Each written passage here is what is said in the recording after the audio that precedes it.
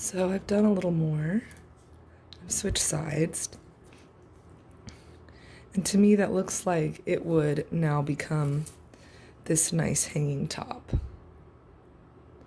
So it's pretty much enough. I'm going to do a little more because I was in a good rhythm, and I'll just show you the rhythm one more time. Around the bottom, around the back, around the top, around the front, around the bottom, around the back, around the top,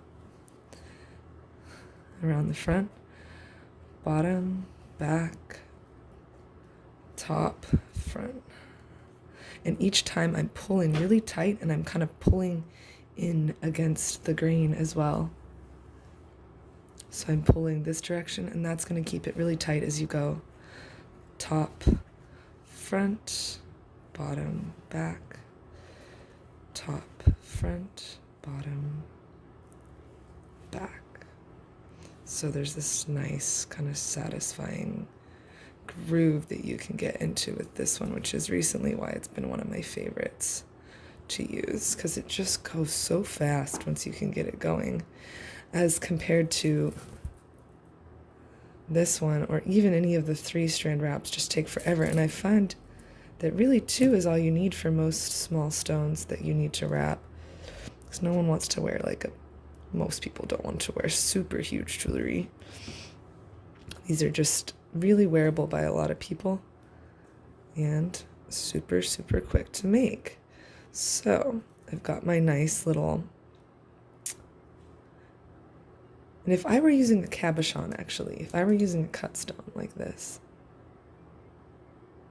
then I would wrap more of this, because I would want it to start at the back of this maybe to kind of create a back for it, and then I would want it to come around. So I would want this flat part to almost, maybe not that far.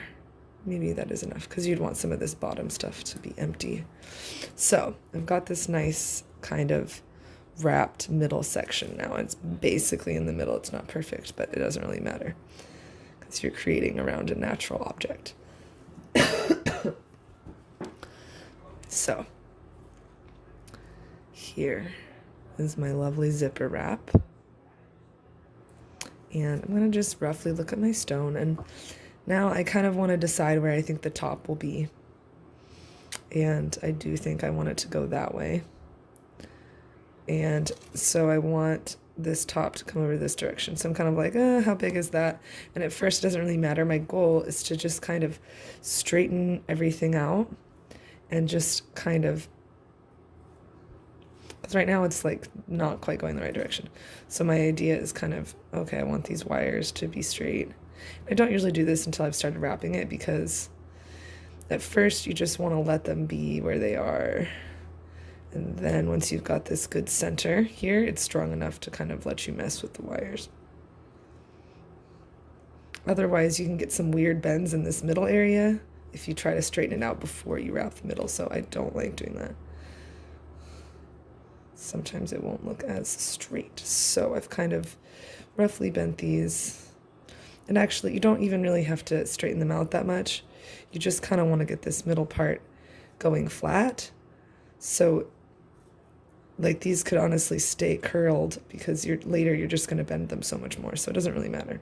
You want to mess with the wire as little as possible. So, but now I've got kind of this feeling that these wires are going down and this is the middle. And I'm just going to, now I'm going to kind of more extremely bend it. And I'm just kind of shaping it nicely with my fingers and trying to make it round. And that is where I'm going to hang my cord eventually. It's going to be the top. So there we go. It's pretty good.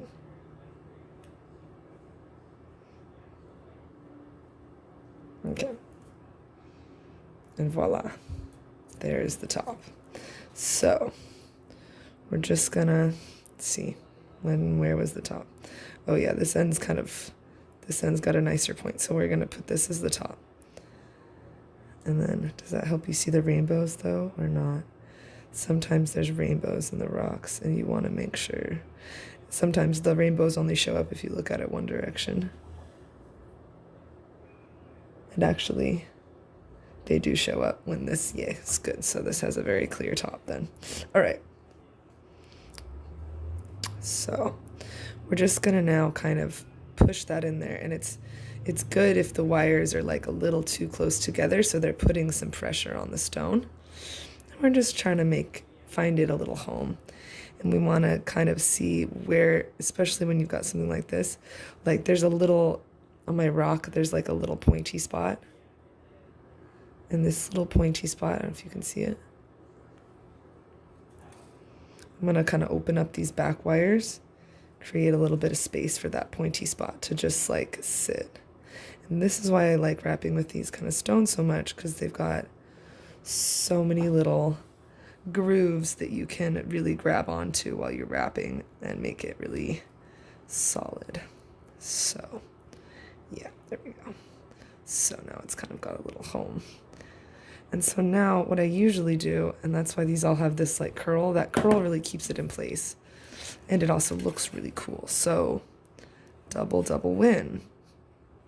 And this point, it's not super scientific. I'm basically like squishing the wire onto the stone, and I'm using all of the little spots where the rock has like things to grab onto, and I'm bending and pushing and messing with it until it goes where I want it to. And that is really, as clear as I can put it, because you've got to just do trial and error and feel the particular shape of the stone that you're using and figure it out.